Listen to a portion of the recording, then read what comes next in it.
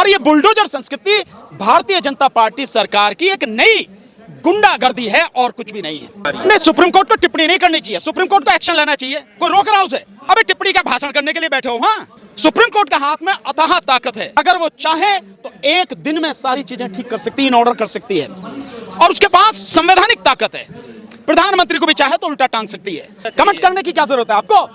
आपको suo motu action लेने की पावर है, संविधान ने पावर दी है। जब ये सरकारें बदलेंगी तो बुलडोजर यहीं पर होगा, क्योंकि जो तुम बो रहे हो ये प्रकृति का नियम है। जो तुम बो रहे हो वही तुम काटोगे, और तुमने बोया है तो तुम ही काटोगे, दूसरा कोई काटेगा नहीं है। आप कहते हो कि ये अनऑथराइज्ड कंस्ट्रक्शन था, तो वो हराम, गाली देके कह रहा हूं मैं, वो हराम को कारी उनको क्यों दंडित नहीं किया गया जिनकी जिम्मेदारी थी कि कोई अनऑथराइज्ड कंस्ट्रक्शन होना नहीं चाहिए, लेकिन उन्होंने रिश्वत लेकर अनऑथराइज्ड कंस्ट्रक्शन कराया। किसी भी अनऑथराइज्ड कंस्ट्रक्शन में किसी अधिकारी को कोई सजा नहीं होती। वो जूनियर इंजीनियर, वो इंजीनियर, वो एग्जीक्यूटिव इंजीनियर, वो सुपरिटेंडेंट जो है, वो सारे के सारे क्यों उनको पनिशमेंट नहीं होता? कैसे बनने दिया उन्होंने?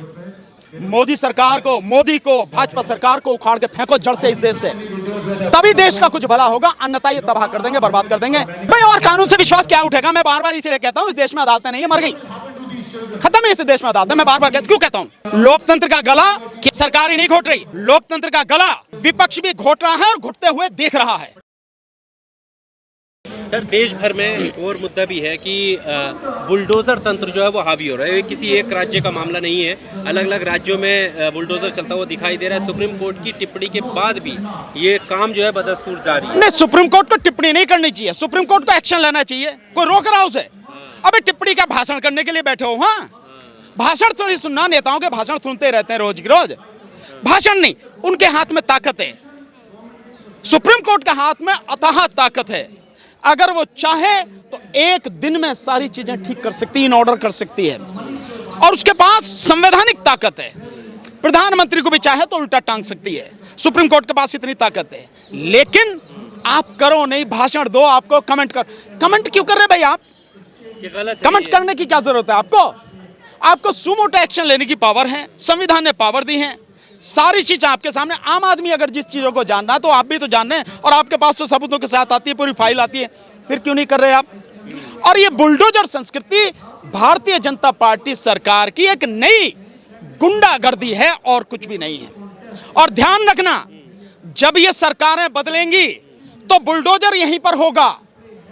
फिर इस बुलडोजर का कैसे इस्तेमाल होगा, फिर इससे परेशान नहीं होना, क्योंकि जो तुम बो रहे हो ये प्रकृति का नियम है। जो तुम बो रहे हो वही तुम काटोगे, और तुमने बोया है तो तुम ही काटोगे, दूसरा कोई काटेगा नहीं है, ये ध्यान रखना। जो बुलडोजर संस्कृति, ये सब भारतीय जनता पार्टी की गुंडागर्दी का नया एक तरीका है। त्वरित न्याय का प्रतीक मानते हैं। काहे का न्याय है? आप न्याय कर रहे हैं, बुलडोजर चलाया ये कह के चला रहे हैं ना आप। देखिए, आईपीसी में बुलडोजर की कोई जगह नहीं है, सीआरपीसी में बुलडोजर की कोई जगह नहीं है कि अगर कोई अपराध किया तो पुलिस वाले हैं, आप एफआईआर करवाओ, पुलिस वाले इन्वेस्टिगेशन करेंगे, और इन्वेस्टिगेशन करने के बाद जो भी होगा सामने लाएंगे, कोर्ट के सामने लाएंगे। उसमें कहाँ है कि आप जो है अपराधी का घर तोड़ोगे या आरोपी का घर तोड़ोगे? अपराधी भी नहीं, आरोपी का घर तोड़ोगे, कहीं नहीं है, नहीं है ना।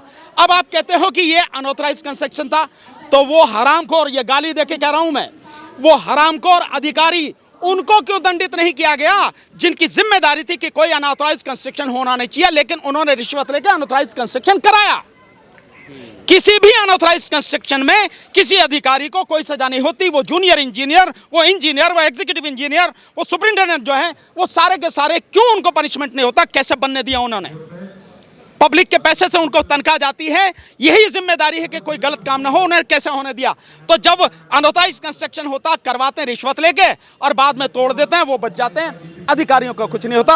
और जब तक अनऑथराइज्ड कंस्ट्रक्शन पर अधिकारियों के खिलाफ कार्रवाई नहीं होगी, उनको टर्मिनेट नहीं किया जाएगा, सस्पेंड भी नहीं करता, नौकरी से मुअत्तल नहीं किया जाएगा, और लाखों रुपए का जुर्माना उन पर नहीं लगाया जाएगा, तब तक ये रुकने वाले नहीं हैं। तो जो कह रहे हैं, तो आप देख क्या रहे हैं, आप केवल एक व्यक्ति को सजा दे रहे हैं, और बाकी जो उस व्यक्ति की इस अनऑथराइज्ड कंस्ट्रक्शन में जिसने मदद की, आप उनको सजा नहीं दे रहे, जिनकी जिम्मेदारी थी अनऑथराइज्ड कंस्ट्रक्शन नहीं होना चाहिए। पर सुनवाई के दौरान सरकार जो अपना पक्ष रखती है, वो ये थोड़ी कहती है कि आरोपी था इसलिए हमने घर तोड़ा। वो तो कह रहे हैं कि इलीगल कंस्ट्रक्शन। मैं क्या कह रहा हूं, अगर इलीगल कंस्ट्रक्शन था तो वो अधिकारी कहां मर गए थे?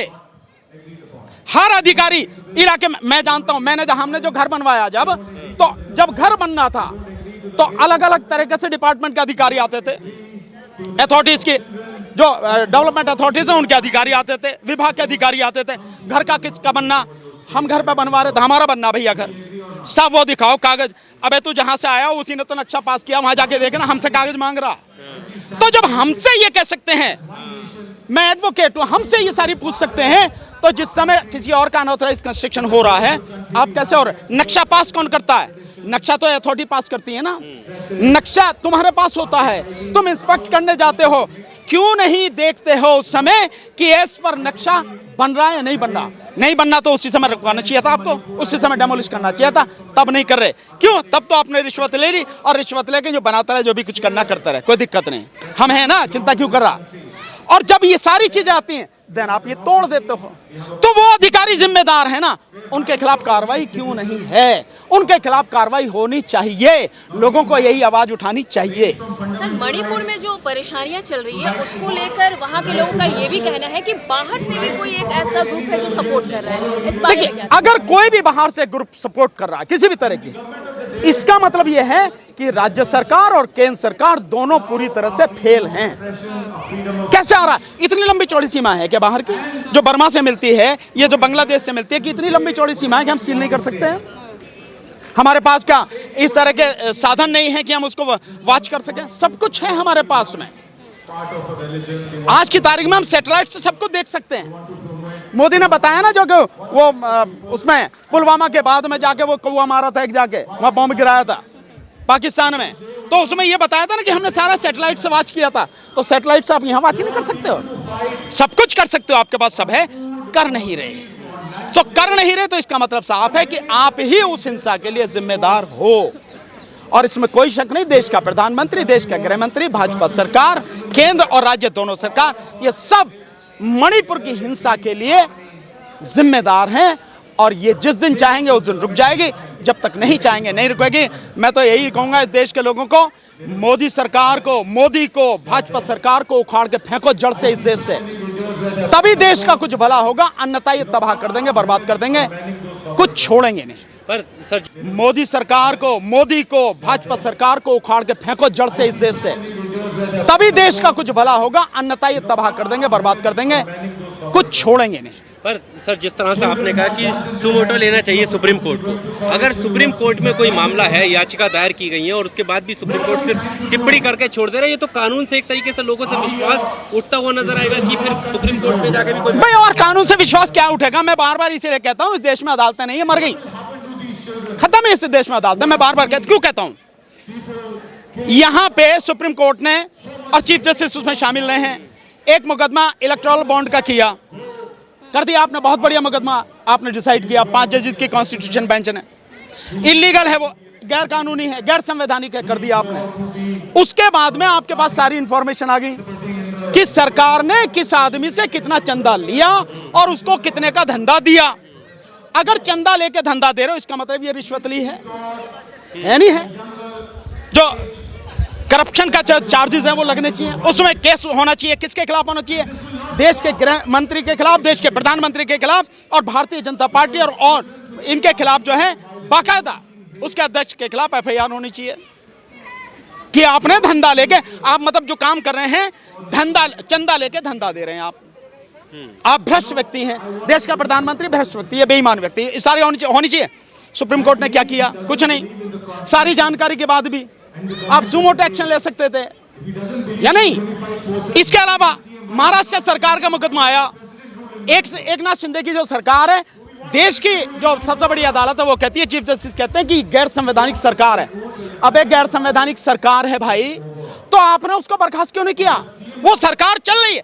देखिए मतलब कितनी मजेदार बात है, देश के 140 करोड़ लोगों के सामने, देश की सुप्रीम कोर्ट, हाई कोर्ट के सामने, तमाम अधिकारियों, तमाम केंद्र और राज्य सरकारों के सामने एक गैर संवैधानिक सरकार चल रही है, उसे चलने दिया जाना जा रहा है, और ये सुप्रीम कोर्ट कह रही है कि वो गैर संवैधानिक सरकार है। तो किस सुप्रीम कोर्ट की बात कर रहे हो? उस सुप्रीम कोर्ट को ना न्याय की पता है ना किसी चीज की पता है, वो किस तरह से काम करते हैं हम सब अब समझ गए हैं, ऐसे समझ मामलों जाना में चाहिए। विपक्षी जो पार्टियां हैं जो कहती है कि लोकतंत्र का गला बीजेपी घोट रही है, तो वो पार्टियां खड़ी क्यों नजर नहीं आती जब एक आम व्यक्ति का घर गिराया जाता है तो? लोकतंत्र का गला केवल पक्ष ये सरकार ही नहीं घोट रही, लोकतंत्र का गला विपक्ष भी घोट रहा है और घुटते हुए देख रहा है। क्यों?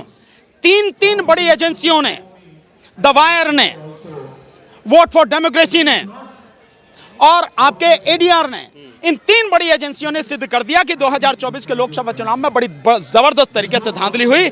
लगभग 5 करोड़ वोटें बढ़ाई गई, 5 करोड़ वोटें, और उसके बाद 79 सीटें जीत गई बीजेपी।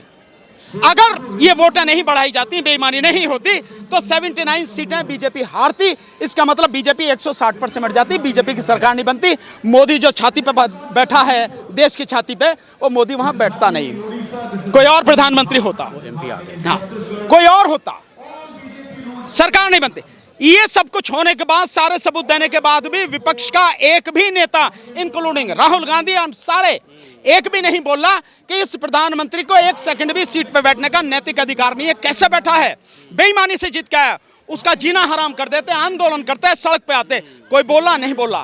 तो केवल एक गला घोट रहा है, दूसरा आराम से गला घोटते हुए देख रहा है, वो भी उतना ही बड़ा अपराधी है। ये है स्थिति।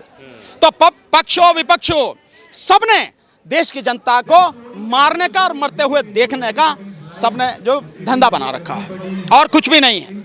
और इसीलिए मैं बार बार कहता हूं, देश की जनता इसी को अपनी लड़ाई लड़नी पड़ेगी, जैसे मणिपुर वाले लड़ रहे हैं, जैसे किसान लड़े, जैसे CNRC में लोग लड़े। लड़ना पड़ेगा, जन आंदोलन बनाना पड़ेगा, और सबसे पहले जो काम करना पड़ेगा, मोदी को और भाजपा सरकार को न केवल केंद्र से बल्कि राज्यों से भी पूरी तरह से उखाड़ के फेंकना पड़ेगा, तभी इस देश का कुछ भला हो सके।